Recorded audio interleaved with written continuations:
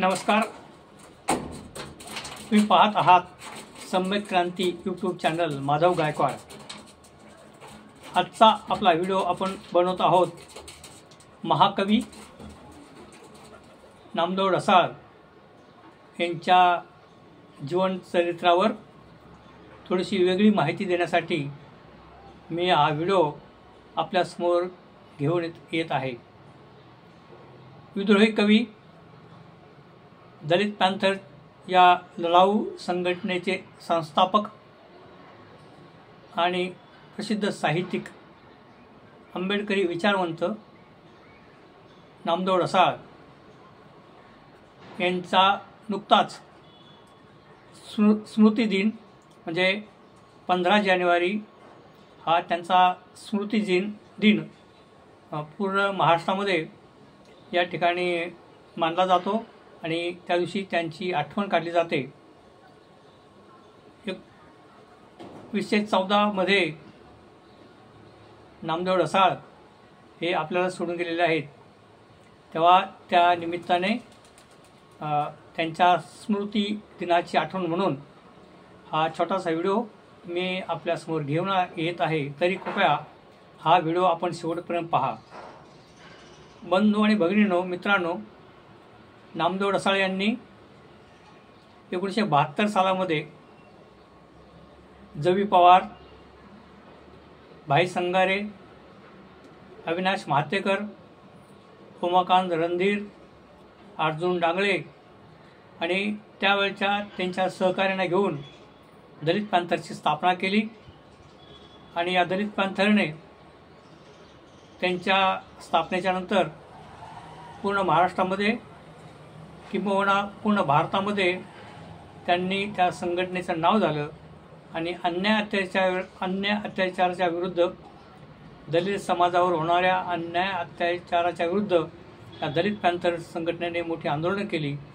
व हे करत असताना ही सर्व जी मंडळी आहेत, जे दलित पॅंथरचे संस्थापक सदस्य, हे सर्वच मंडळी विद्वान होती आणि सर्वच मंडळी अत्यंत त्यांचा अभ्यास होता. आणि म्हणून त्यांनी जी संघटना उभी केली, ती संघटना पूर्ण भारत देशामध्ये त्या काळात ती गाजली. आपल्याला नामदेव ढसाळ यांच्या संदर्भामध्ये एक वेगळ्या पद्धतीची माहिती आपल्याला सांगत आहे. नामदेव ढसाळ हे महाकवी म्हणून त्यांना म्हटलं जातं, एक विद्रोही कवी म्हणून त्यांना म्हटलं जातं. त्यांनी एकूण कविता संग्रह त्यांचे 11 प्रकाशित झालेले आहेत. त्यांचा पहिलाच कविता संग्रह म्हणजे 1973 सालामध्ये आलेला गोलपीठा, या गोलपीठाने त्यावेळच्या साहित्य जगतामध्ये संपूर्ण अहकार माजवला होता, म्हणजे तहलका माजवला होता. म्हणजे त्या गोलपीठामधील भाषा, त्या गोलपीठामधील शब्द हे ब्राह्मणी साहित्याच्या विपरीत होतं आणि बोली भाषेमध्ये आणि अशा पद्धतीने एक ज्वलंत शब्दांचा वापर करून त्यांनी गोलपीठा हा त्यावेळचा कविता संग्रह, गोलपीठा म्हणजे कामठीपुरा भागामधील असणाऱ्या जो व्यवसाय चालतो त्या गोलाकार भागाला गोलपीठा म्हणतात. तर त्या नावाने त्यांचा जो गोलपीठा हा कविता संग्रह पहिलाच, आणि त्या गोलपीठामध्ये त्यांना त्यावेळेला महाराष्ट्र शासनाचे पारितोषिक मिळाले होते. त्याच्यानंतर त्यांनी प्रियदर्शिनी इंदिरा म्हणजे इंदिरा गांधीवर त्यांनी महाकाव्य लिहिलं. त्याचा एक स्वतंत्र त्यांनी कविता संग्रह बनवला होता. आणि त्या प्रियदर्शिनी इंदिरा हे महाकाव्य त्यांनी लिहिल्यामुळे इंदिरा गांधींनी स्वतः त्याची दखल घेतली होती व फोन करून नामदेव ढसाळ यांना त्यांनी दिल्लीला भेटायला देखील बोलवलं होतं. त्याच्यानंतर त्यांनी म्हणजे एकूण 11 त्यांचे कविता संग्रह आहेत. त्याच्यामध्ये गांडू बगीचा आहे, म्हाताऱ्याने 7 डोंगर हलवले, किंवा अशा अनेक प्रकारचे त्यांचे कविता संग्रह आहेत. या सत्तेत जीव रमत नाही, तू ही आत्ता कंची, अशा अनेक प्रकारचे म्हणजे एकूण 11 त्यांनी कविता संग्रह लिहिलेले आहेत. त्याचप्रमाणे त्यांनी 5 त्यांचे पुस्तकं प्रकाशित आहेत. म्हणजे आंबेडकरी विचाराच्या माध्यमातून असे 5 त्यांचे ग्रंथ प्रकाशित, त्यांचे पुस्तकं प्रकाशित आहेत. विशेषतः ते बाळासाहेब ठाकरे यांच्या सामनामध्ये ते लेखमाला लिहित होते. अनेक वर्ष त्यांची लेखमाला त्या सामना वर्तमानपत्रामधून दर शुक्रवारी प्रकाशित व्हायची आणि त्याचं सदर होतं सारं काही समिष्टेसाठी. आणि ती जी लेखमाला होती त्या लेखमालेमध्ये त्यांनी आंतरराष्ट्रीयच्या होणाऱ्या घडामोडी, भारतामधील होणाऱ्या घडामोडी, सामाजिक, आर्थिक आणि सर्व विषयावर त्यांचे असे अत्यंत विद्वानपूर्ण आणि असे खूप खूप चांगल्या प्रकारचे लेख त्यांचे छापून यायचे. आणि ते लेखाचाच एक त्यांनी म्हणजे नंतर पुस्तक बनवलं गेलं. त्याचं नाव आहे सारे काही समिष्टीसाठी. म्हणजे त्याच्यामध्ये दलित पंथाच्या स्थापनेसंदर्भामध्ये, त्या संघटनेच्या संदर्भात देखील त्यांनी पुस्तक लिहिलं होतं. किंवा बुद्ध धम्म एक शेष प्रश्न अशा नावाचं एक त्यांनी बौद्ध धम्मावर एक पुस्तक लिहिलं होतं. डॉक्टर बाबासाहेब आंबेडकरांच्या चळवळीच्या संदर्भामध्ये त्यांनी पुस्तक लिहिलं होतं. अशी एक 4, 5, 6 पुस्तकं त्यांची त्या काळात प्रकाशित झाली होती. त्याचप्रमाणे त्यांनी 3 प्रकारच्या त्यांनी कादंबऱ्या लिहिल्या होत्या. त्या कादंबऱ्यामध्ये हडकी हडवळा ही कादंबरी त्यांची खूप प्रसिद्ध झालेली आहे. त्यांनी एक नाटक देखील लिहिलं होतं, अंधार यात्रा. या अंधार यात्रा नावाचं एक नाटक त्यांनी लिहिलं होतं. म्हणजे नामदेव ढसाळ हे प्रख्यात साहित्यिक, एक विद्रोही कवी म्हणून पूर्ण महाराष्ट्राला त्यावेळेला परिचित झाले होते. तेच नामदेव ढसाळ दलित पॅंथरची स्थापना करून त्यांनी महाराष्ट्रामध्ये मोठ्या चळवळी उभ्या केल्या. तेव्हा मी 1973 सालामध्ये नामदेव ढसाळांना जवळून पाहिलेलं आहे. 1972-73 दलित पॅंथरची स्थापना झाली आणि 72च्या डिसेंबर महिन्यामध्ये मी चेंबूरमध्ये नामदेव ढसाळांना जवळून पाहिलेलं आहे. कारण त्यावेळेला दलित पॅंथरची स्थापना झाली म्हणजे शिवसेनेमध्ये ज्या शिवसेनेच्या विभागा ठिकठिकाणी जे कार्यालय असायचे त्याला शाखा म्हणतात.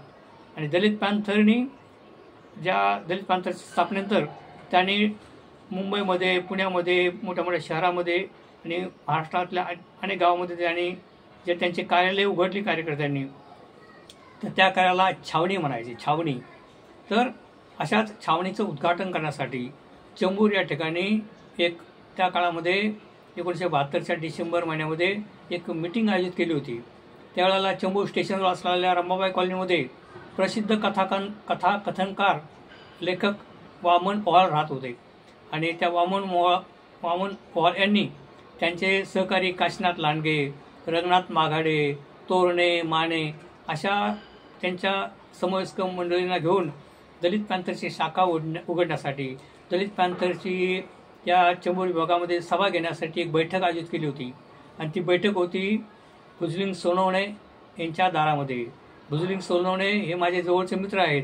भुजलिंग सोनवणे हे माझे स्नेह आहेत. आणि ते आता त्यांचं वय आहे 77 वर्ष. तेव्हा भुजलिंग सोनवणेच्या यांच्या दारामध्ये ती बैठक घेतली होती. त्या काळामध्ये या सगळं नेत्यांकडे कार्यकर्ते फारसे पैसे नसायचे. मग ते बैठका अशा कोणाच्या दारामध्ये, कोणाच्या घरामध्ये, छोट्या मोठ्या कार्यालयामध्ये त्यांच्या बैठका व्हायच्या. आणि नंतर मग ते त्या बैठकांमध्ये ठरलं जायचं शाखा म्हणजे त्यावेळेच्या छावण्या उघडण्याचा कार्यक्रम असेल किंवा सभा घेण्याचा कार्यक्रम असेल किंवा मोर्चे काढण्याचं, आंदोलन करण्याचं, तर अशा ठिकठिकाणी त्यांच्या मिटिंग व्हायच्या. तर अशीच मिटिंग मी 1972च्या डिसेंबरमध्ये त्या भुजलिंग सोनवणेच्या दारामध्ये पाहिली. आणि त्याच वेळेला आम्ही ते भुजलिंगराव सोनवणे यांच्या बाजूलाच आम्ही राहत होतो. माझे आईवडील राहत होते. आणि मी त्यावेळेला नुकताच गावाहून मुंबईला आलो होतो. माझं वय त्यावेळेला एक 16 वर्षाचा, माझं वय 16 वर्ष असेल त्यावेळेला त्या बैठकीला मी स्वतः तिथे ती बैठक मी पाहिलेली दारात बसून. आमच्या दारात ती बैठक बसली होती.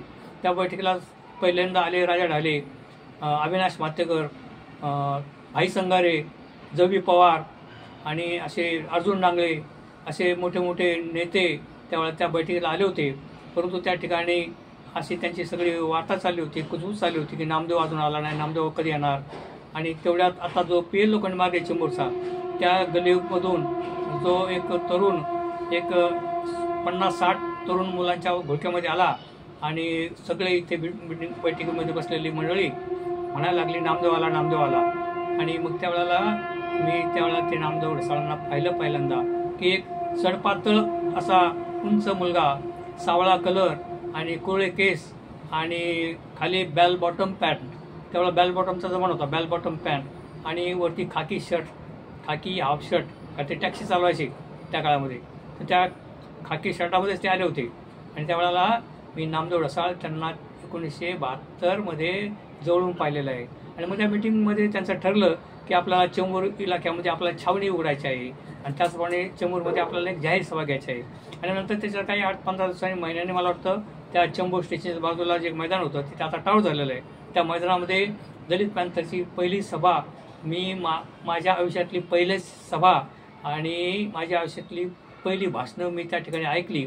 त्यावेळेला मी राजा ढालेंचं भाषण ऐकलं, त्यावेळेला नामदेव ढसाळांचं भाषण ऐकलं आणि मी त्यावेळेला जवी पवार यांचं भाषण ऐकलं आणि त्यावेळेला मी भाई संघाऱ्यांचं भाषण ऐकलं.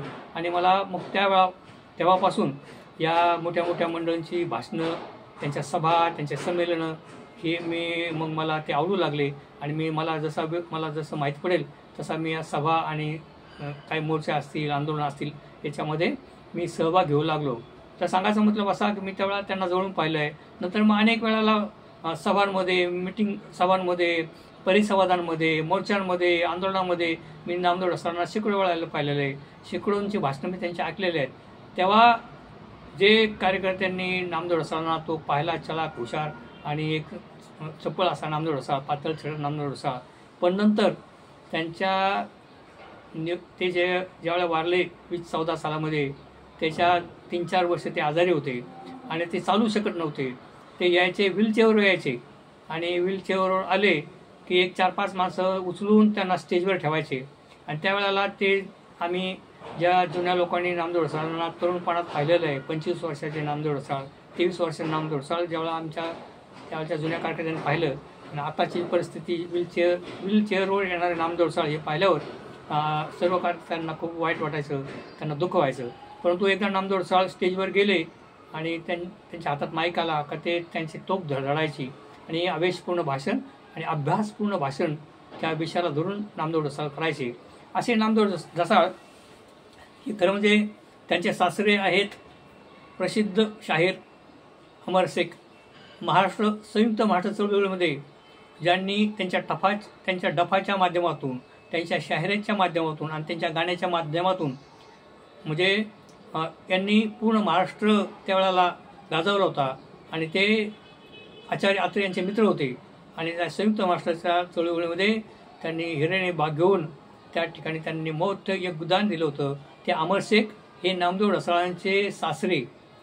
त्या अमर शेखांना 2 मुली होत्या. एक ही जी त्यांची मुलगी ही मलिका अमर शेख या 15 वर्षाचा असताना नामदेव ढसाळांचं वय होतं 25 आणि मलिका अमर शेख यांचं वय होतं 15 ते 16.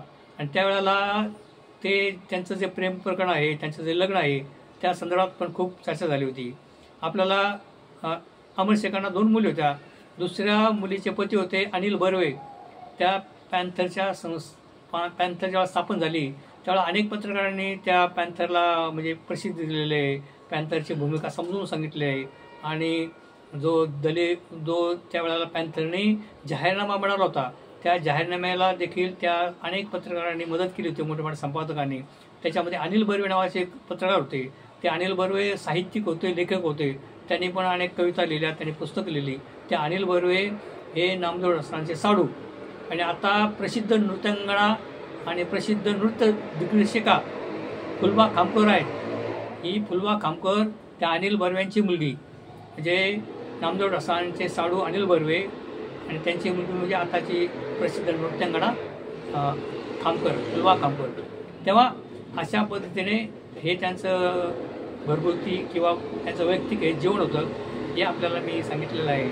आणि ते अनिल बर्वे 36 वय असतानाच ते वारले. कारण एक फार मोठे त्या काळात ते पत्रकार होते, लेखक होते आणि परंतु त्यांना दारूचं व्यसन होतं आणि नामदेव ढसाळांचे जवळचे मित्र होते आणि ते 36 वर्षाचे वय असतानाच ते वारले असे अनिल बर्वे.